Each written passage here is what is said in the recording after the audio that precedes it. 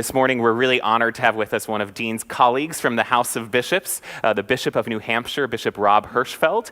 He is the author of With Sighs Too Deep for Words, Grace and Depression, about which he'll be speaking this morning. Copies of the book are available in the bookstore, so pick up a copy if you'd like on your way out today. Bishop Rob, thank you so much for being with us. Peter. It's great to be here. Thank you, Peter. Thanks. So I thought I would just share a little bit of the genesis of the book and how it happened, and a little bit in so doing of my own story. Let's see, it was about 5 years ago or so. I had a little vacation and I didn't know what to do with myself. So I went for a walk. We had at that time this wonderful black dog of recent beloved memory, Rocky, and we were walking in the back, and it was as though I had been gripped by God.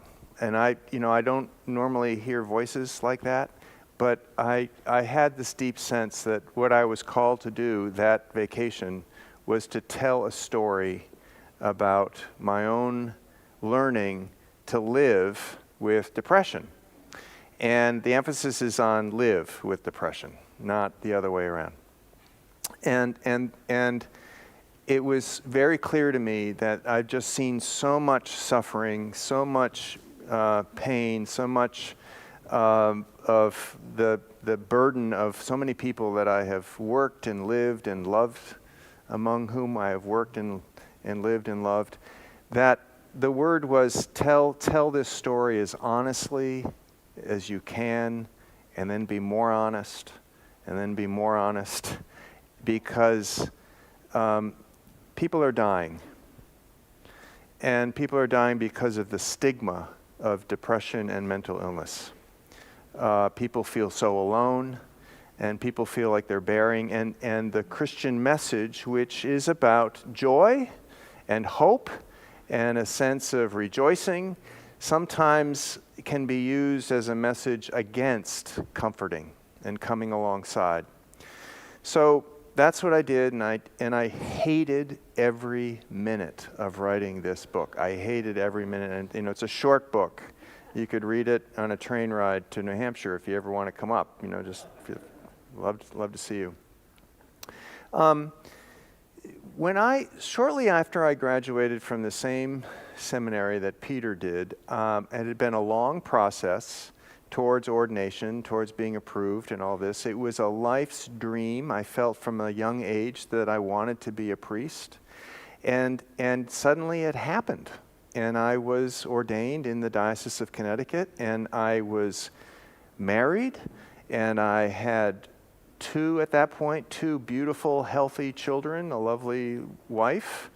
And I came home from a meeting. When I went for a run. This is when I was living in northeastern Connecticut in Storrs, where the University of Connecticut is. And it was a November day, and I remember hearing the kids. It was bath time. It was dark. The kids were taking their bath right after dinner, and they were singing, I don't know, The Wheels on the Bus or something like that.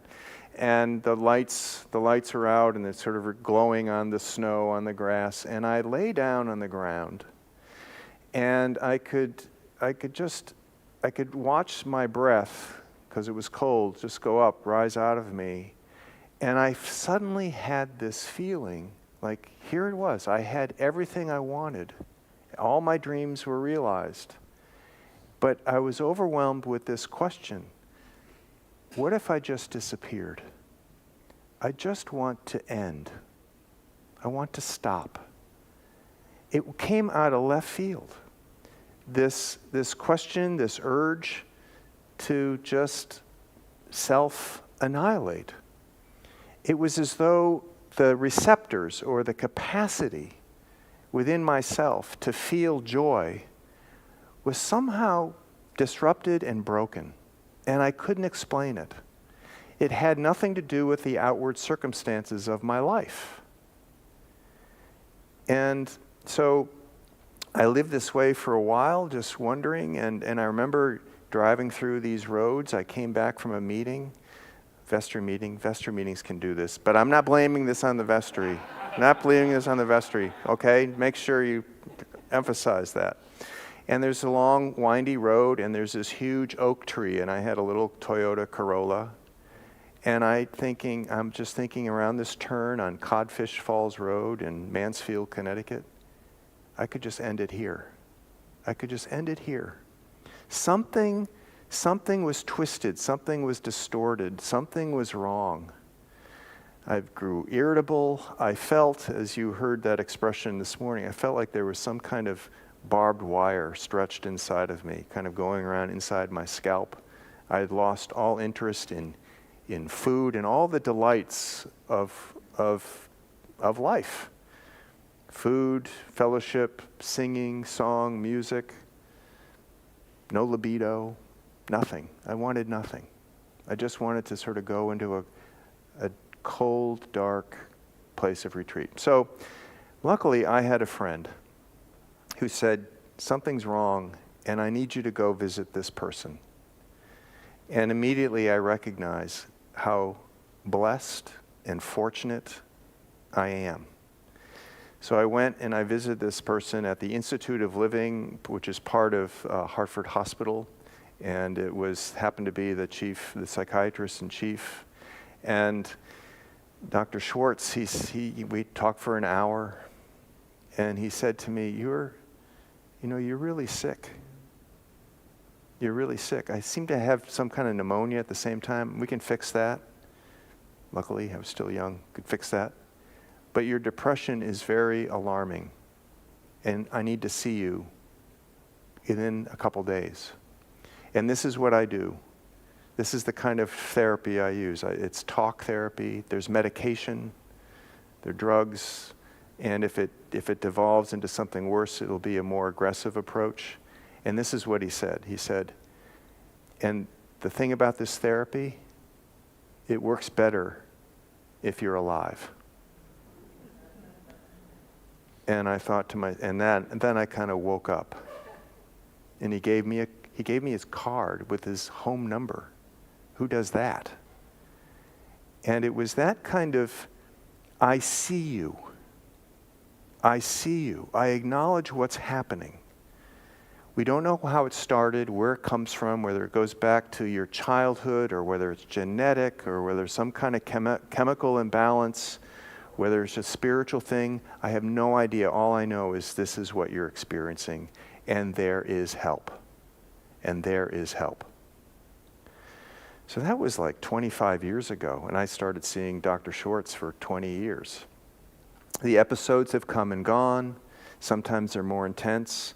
I've been on so many different serotonin reuptake inhibitors than I can name. I could name them all. I've tried them. I've tried to get off them when I thought, okay, I'm good. I'm good now. I don't need these.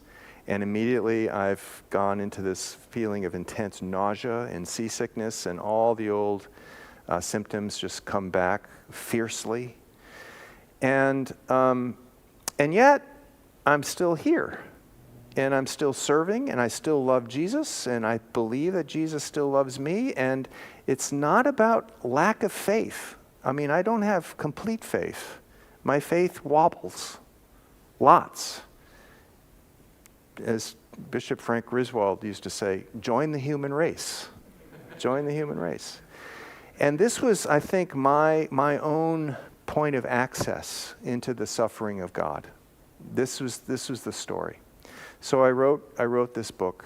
And then I discovered in my interviews with other people, with other physicians and psychiatrists and other fellow sufferers, that I definitely wasn't at all alone. And that this story needs to be told by the leadership of the church. Just so you know that this isn't just an Episcopal thing. But it's, the evangelicals are immune to depression.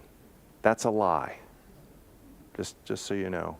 Rick Warren himself, leader of a huge megachurch, writer of The Purpose-Driven Life, you'd think, oh my gosh, that's the cure.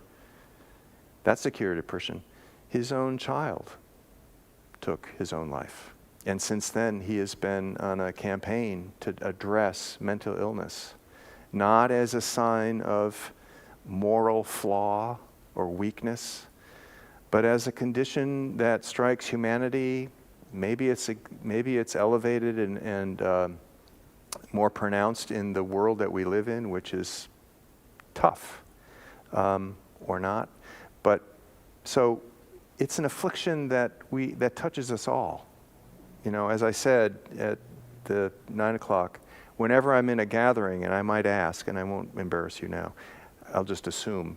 If I ask you, then I might be proven wrong. But that everyone has somehow been afflicted or affected by mental illness, either directly, personally, or someone they know and love. So that's how this came about. And I'm happy to answer any questions. Does that give you enough of a basis to sort of spring a conversation? Absolutely. Okay. Absolutely. Great. So we have plenty of time for questions. If you have questions for Bishop Rob, Veronica Shea, I believe, has question cards that she'll come around and pass out. If you're online, you can type your questions into the live chat on YouTube, the comments function on Facebook, or you can email me, pthompson@stbarts.org, pthompson@stbarts.org. And if you're in the room, email works as well. Thanks. Bishop Rob, the book is so honest. And you talk about the importance of that honesty in the sermon. Earlier, you referred to coming out, and you write about that in the book, that that coming out is a process your predecessor had when he came out as gay, and you had to sort of come out as someone with depression. Right. Can you talk about why it was so important to be so honest and open? Because it's a particular kind of pain that is so hard to describe. I think language kind of fails us, and so because it's so hard to describe, people feel so alone. So I thought, I'm just going to do my level best to describe what this feels like. There's a physicality to it.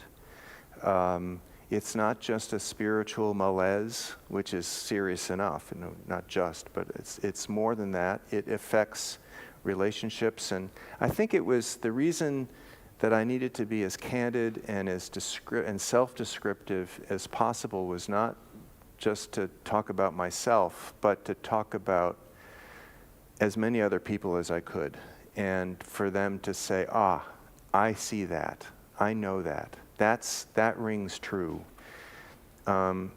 because that's where the comfort is. I think that's where the money is, when you find yourself recognized, and people see, I'm not alone. I've experienced that, and the only way I could do that is just to be brutally honest. I mean, there's some things I don't talk about. You know, there's some. There's some things which would involve others that I don't want to. I'm not willing to put them into the spotlight, but that was the reason. I came before I was elected bishop. I was in Amherst, Massachusetts, and I was in the home of Emily, in the town of Emily Dickinson, who talk about tell the truth but tell it slant. And this was not a place for slantness. This was a place for directness. And Do you struggle with the tension between being Bishop of New Hampshire and having to be kind of very official and represent the institution, and being Rob, who has his own experiences? That's a fascinating question.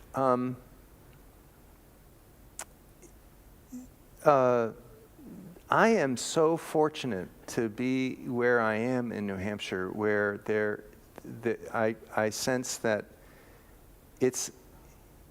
that the institutional church in New Hampshire, I mean, New Hampshire is the live free or die state, right? And so there's already a kind of suspicion of hierarchy and institutionalism, and we don't have a St. Bart's in New Hampshire. In fact, I don't have a cathedral. I have a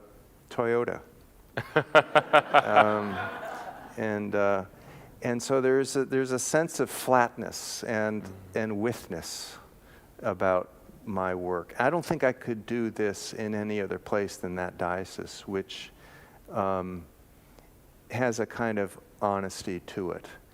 At the same time, it raises the question of where does one derive authority? Like, where does authority come from in the church or anywhere else? Is it the office?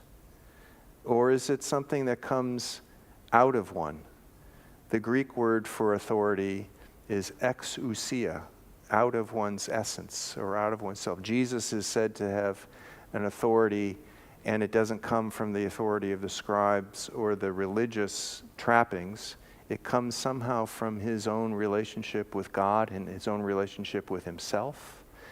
And so I think, I'd like to think, and I may be wrong, but I have enough evidence to support it, that I have some credibility because of the storytelling.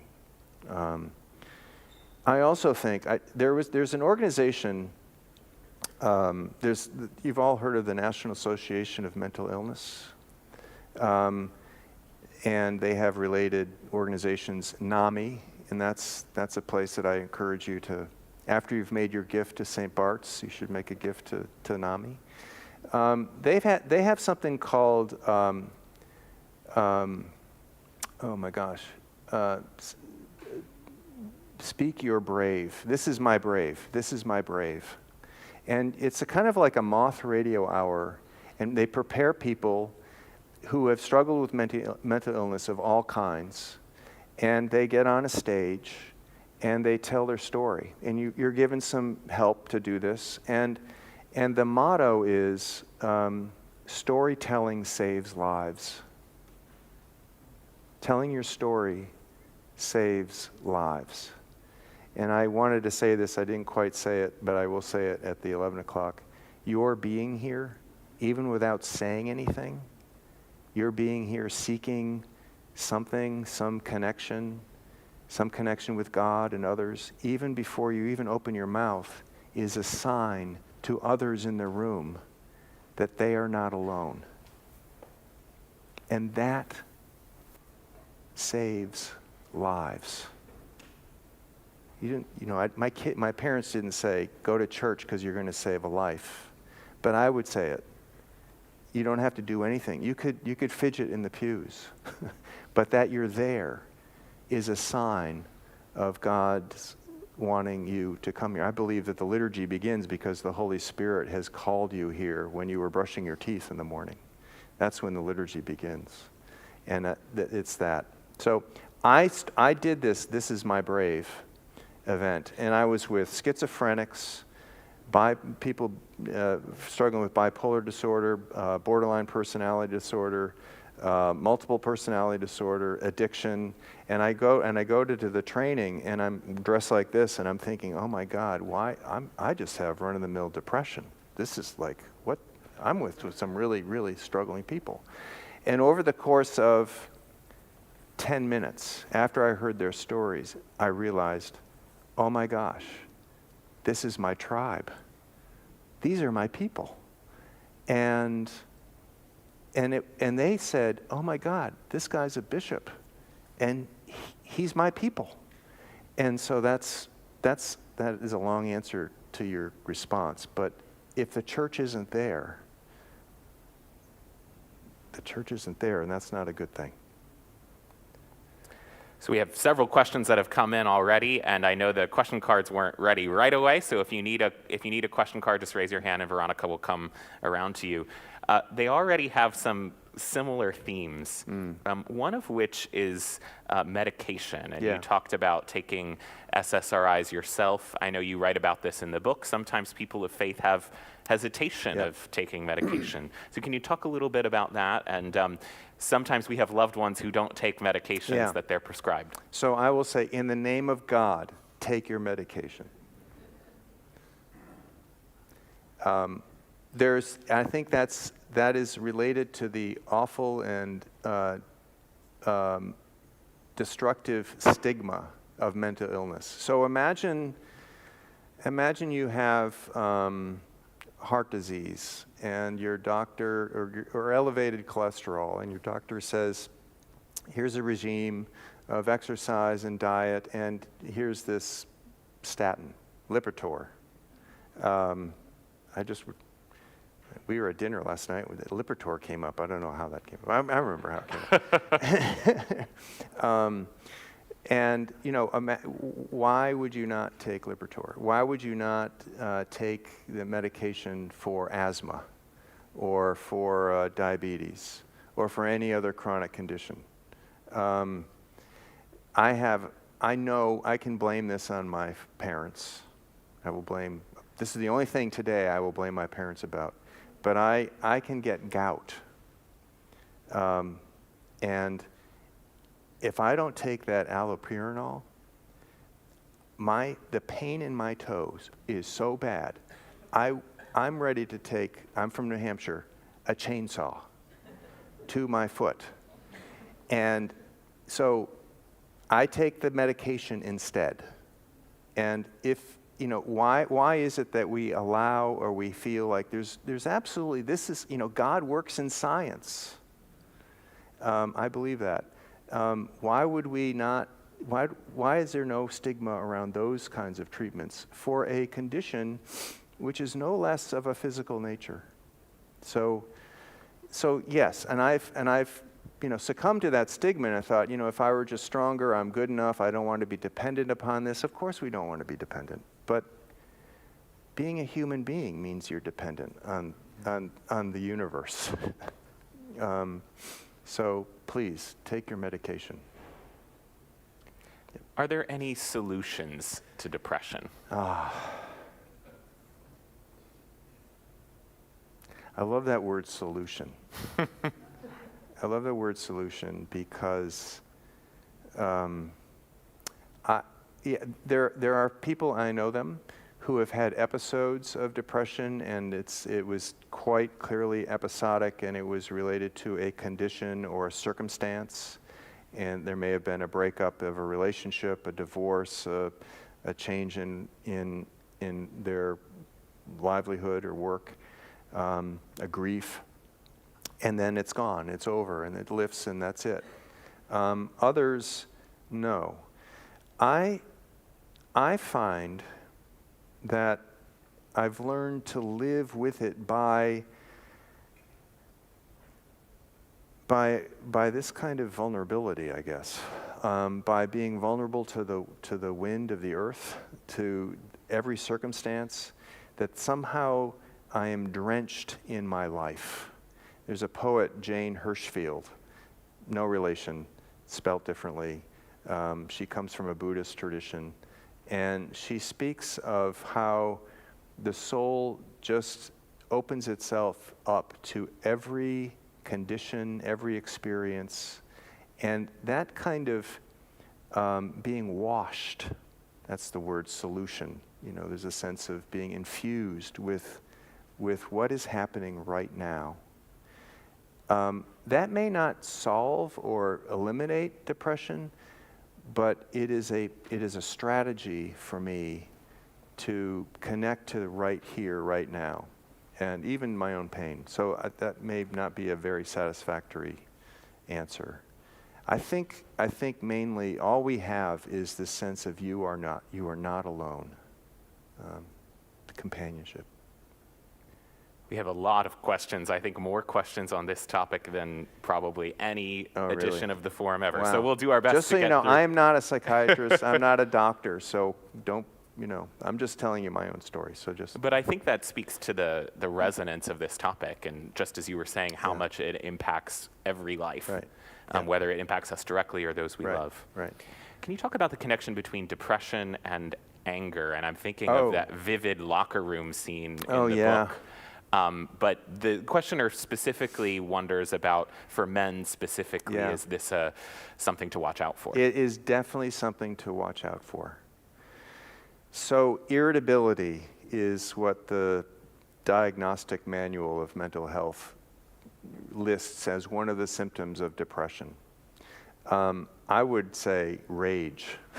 I don't think the psychiatrists acknowledge rage, but it is. So imagine yourself, this is the best I can describe it. Imagine yourself hemmed in to a corner against literally a rock in a hard place. And your being is threatened. There's something instinctive in us, and it's probably more prevalent in the constitution of males than women, that just lashes out as a survival. And depression can put you right up against it. And those are descriptors of when one is depressed. They are feeling burdened, they're being squished, they're being pushed against something, they're being constrained, and it is a matter of survival to get out somehow. And often the only tool that that men have, because that's where our culture has trained us, is to just wail and to say hurtful things, to take hurtful actions, to throw things, I think I say this in the book. I've used every curse word, every letter of the alphabet I've cursed except X, Y, and Z, which I don't know what curse words begin with X, Y, and Z. I have harmed those I most blessedly, not physically, but certainly emotionally and otherwise, because of my anger. It is something to pay attention to. And it is a sign of something deeper. Often what we're told is the issue is not the issue. So whatever it is that is the flashpoint may not be what you're really struggling with. But please pay attention. Pay attention to that. Yeah, there's some stories in the, and this also, there is, this is where I think our faith and our experience dovetail. I actually think there are characters in Scripture who were depressed and were men. And the first one that comes to mind is Saul, who just flips out and causes all sorts of mayhem and destruction. There are many others. I wonder even if Jesus himself had episodes of depression. And that does not make him any less a son of God or a human being or God. There are moments, and they come out with impatience. This is what happens at the temple, for instance, or when especially in Mark's gospel, when he really rails at his disciples, just in an unfair way. But that's another book I'm not going to write. There are several questions about what the church can do, both the church generally and St. Bart's in particular. Yeah. I think having a forum like this where you can actually share these stories. This Is My Brave is something that St. Bart's could host, where people invite people people you don't, just to tell their stories. And I really believe, what do we do as Christians but show up, eat, tell stories, splash water. That's what we do.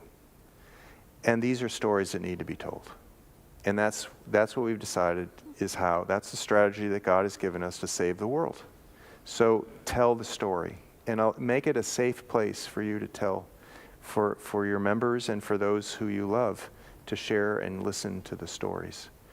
Some churches around this time of year have created liturgies.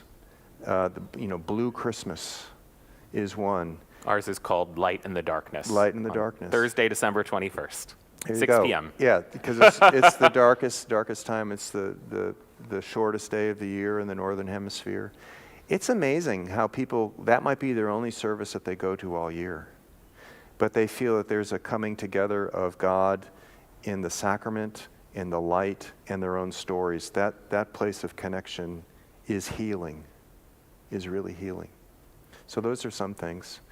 And of course, advocate. We have a mental health crisis in this country. There is a sore lack of therapists and mental health care providers.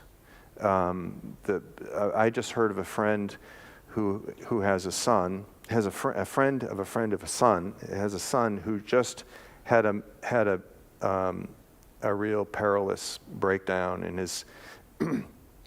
was taken to an institution in the Northeast. There were no doctors to visit this person. You know, in New Hampshire, during COVID, people who were having mental health crises were essentially being dormed in emergency rooms for months because there just were no beds in any of the psychiatric facilities. So anyway, this friend said what happened was the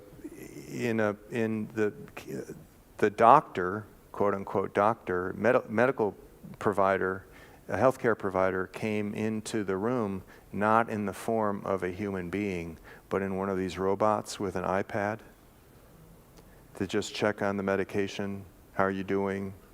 I mean, that's the crisis that we're at. And I don't know how we feel. How is that witness? You know, it's an attempt. But I think that, you know, we have some advocacy, some leverage of advocacy among us. This is dire. Yeah, the inequality in terms of access to resources is real. You talk about your own privilege as someone who has a spiritual director, therapist. Right. New York City is overrun with therapists, and yet the demand and the expense is so high. It's very hard to refer someone to a skilled therapist just because there aren't enough of them. And so you give up because you can't find a referral. And insurance doesn't always cover it. It's out of pocket, and many people can't afford that. I'm very fortunate. I have what I call the pit crew. You know, in the church, we have a very generous health care. So I've had a therapist, and then you get these other layers: a spiritual director, a coach. What else? You know, there are people I can talk to, and I sort of, in order not to burden them, I kind of rotate because I don't want them to feel any one of them is overly burdened. But I get that. That's something that I have that I know 90% of the population is not available to them. That's not right. Can you talk a bit about how the clergy and people of your diocese, as well as the House of Bishops, has responded to your work and advocacy? Well, the House of Bishops, we. I don't know, there's Dean over there. I wonder. They haven't driven me out. I'm still here. I'm still there. I know that. Well, what happens is once you tell your story, you hear other people tell their story. This little book I wrote. The people. I'll go to Lost Nation in St. Timothy's, where I'm going next week, way up, almost at the Canadian border, and there'll be somebody who will come with it, and it's dog-eared, and there are all these Post-its, and they've circled things, and they'll say, "I just want you to know, I just read this a lot because it's become a lifeline," and I'm so humbled to that, to this thing that I hated every minute of writing. It has become a gift that was from somewhere else. So there's that response. The clergy are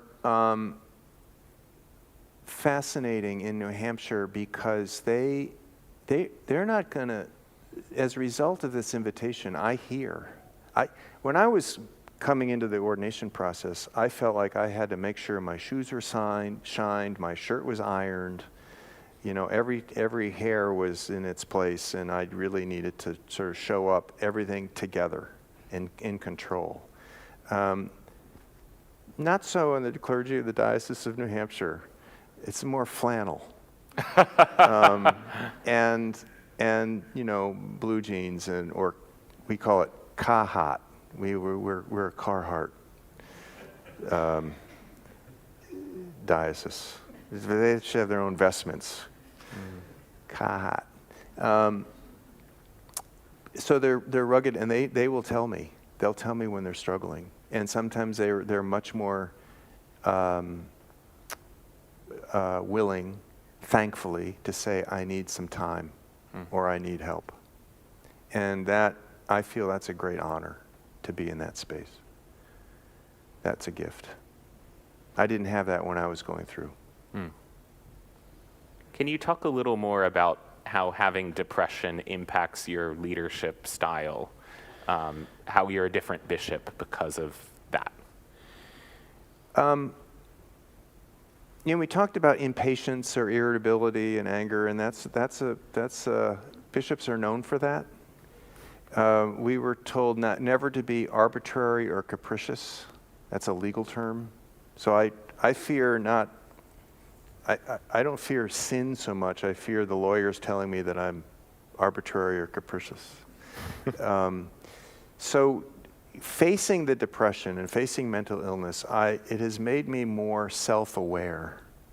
Is this reaction that I'm having to something happened, or something that somebody said, or somebody, made some faux pas or something?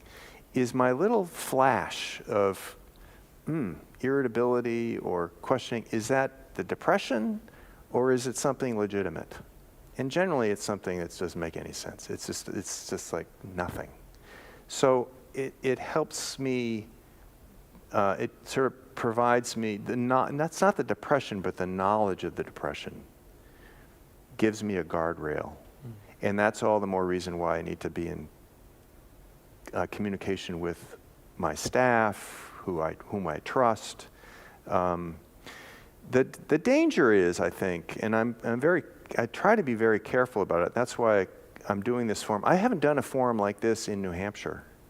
I have to come to New York to tell this story, because the danger is, like with anything, you're so identified with your story, and that you become, you're the depressed bishop.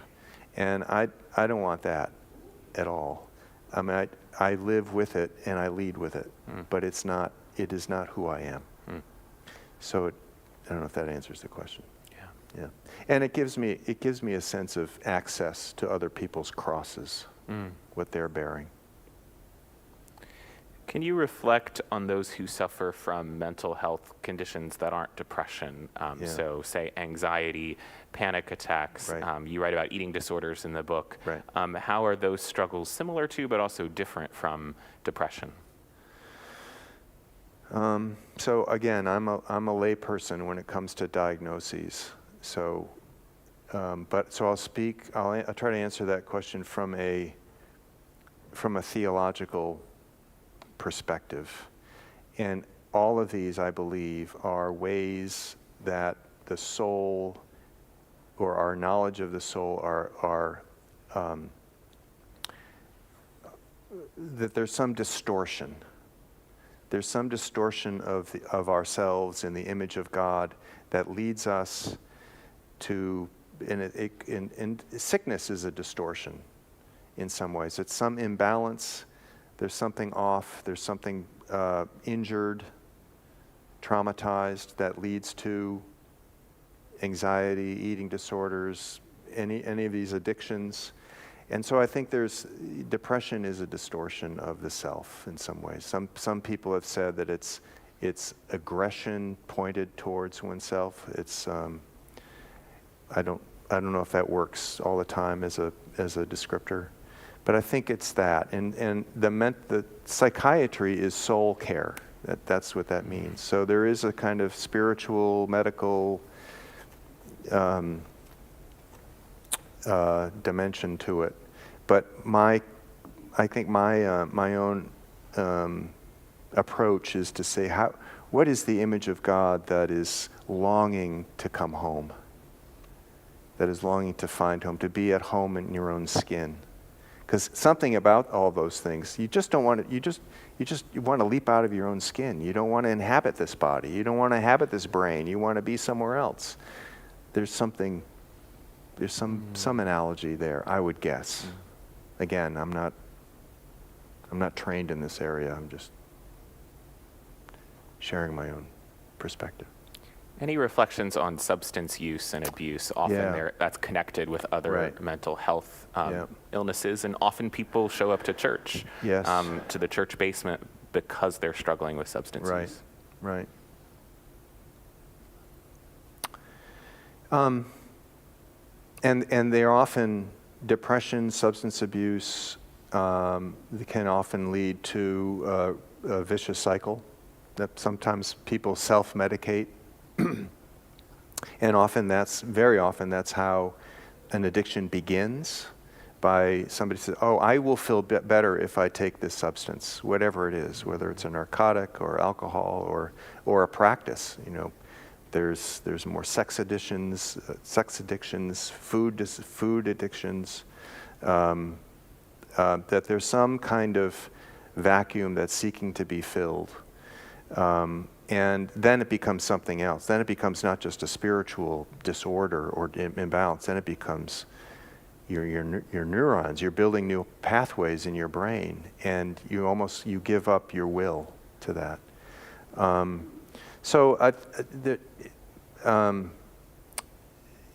My own practice. This might lead to my own practice. When I'm feeling, on the verge of a depressive episode or just preventative, I spend a lot of time in contemplative prayer, just reminding myself that I am here, and that God is here. And I've used a kind of mantra, a word, the Greek word that in John's Gospel, Jesus seems to have one too, in the I am statements. When he says, I am the good shepherd, or I am the light, or I am the bread, I am the gate, many of them. And at one point he just says, I am. And he's referring to that theophany with the burning bush when Moses hears Yahweh say, I am who am, that's who I am. So my sort of placing myself into that being, that am, who is God, in my breath repeatedly, helps me avoid addictive behavior or self-destructive behavior. It calms my soul and my anxiety. And I sort of think that that's, again, what happens in the church basements, is the storytelling. People may or may not get anything out of a particular meeting from what somebody said, but simply the witness is very powerful. It saves lives. It saves your life. It saved my life. We're coming close to the end of our time together, but I'll fit one more question in. Close relationships, if you're someone who's wrestling with depression or some other mental health condition, can become strained. Yes. Any words of wisdom, both for those who have depression and are in close relationships and those who are trying to support their loved ones with depression? Yeah. I've found a couple books to be really helpful. One is How to Love Someone Who is Depressed. I think that's the title of it. I may have put that in the back of the book as a resource. Because if you're not depressed but your loved one is, you are afflicted with mental illness. It is something that you are yourself struggling with, even if you're not inhabiting or experiencing those symptoms themselves. And again, with any kind of mental illness, you are not alone. And there are resources available. We have community mental health resources in New Hampshire based on the county that you're in.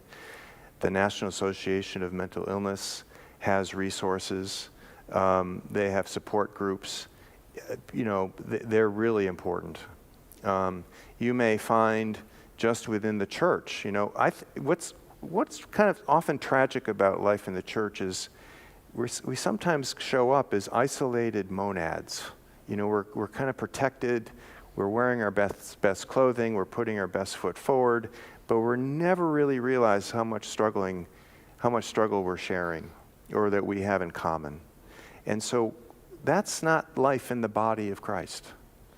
That's living a lie. I think the evil one, if I might invoke that, the evil one wants us to believe that we're in this all by ourselves and to isolate ourselves. And there's solidarity in those relationships. So self-care is really important. And making sure you just make a distinction, and you need help doing this. You can't do this on your own. This is mine.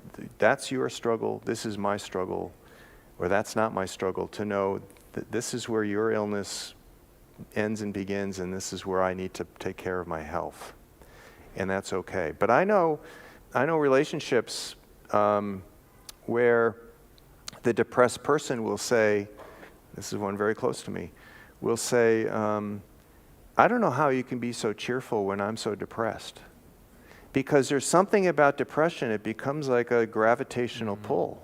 And again, and then it becomes like anger, irritability, it strains a relationship. So that has to be talked through. Unfortunately, we have to end it there. Gosh. Bishop Rob, thank you for your ministry among us. Thank you. Thank you very much, Peter. Thanks.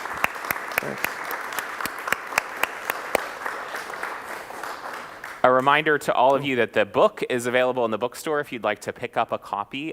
We also hope you'll stick around and join us for worship at 11 a.m. Bishop Rob will be preaching. Yep. Also hope you'll be here next week for the forum. Percy Preston, honorary warden of St. Bart's, and our archivist will be talking about a sermon preached almost exactly 100 years ago that landed on the front page of the New York Times. So it'll be a really interesting forum next week. I hope you'll be back for that as well. Thanks for being here. Thank you, Peter. Thanks. Thank you. Thanks.